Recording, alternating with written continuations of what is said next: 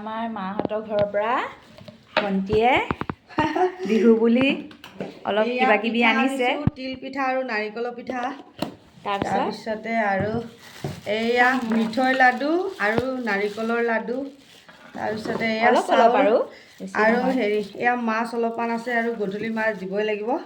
সেয়া আৰু অকণমানে বনাইছে আৰু বনাব আছে তেল পিঠা কিবা কিবি।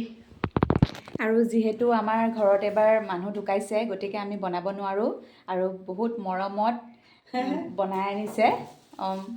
মায়েতো নিজৰ ছোৱালীলৈ দিবই, গতিকে এয়া ভণ্টি আৰু মায়ে কষ্ট কৰি বনাইছে মৰমত, আৰু খাই খুব ভাল লাগিব এনেকৈ মৰমত বনোৱা বস্তু। ঠিক আছে। সৰু সৰু অকণমান, এইবাৰ বেছি হোৱা নাই, তথাপিতো কৰা নাই, অকণমান বনাইছে, তাৰে আমি বিহু পালিম। আৰু দিবলৈ আছে, আৰু মাছ দিবলৈ আছে, তেল পিঠা দিবলৈ আছে, নিমকি দিবলৈ আছে, সেইখিনি বনোৱাই নাই, কালিলৈ হ'ব এইবিলাক চব। গতিকে আজিলৈ ইমানেই দেই। Bye bye. বহুত ভাল লাগিছে, থেংক ইউ। হেপী বিহু।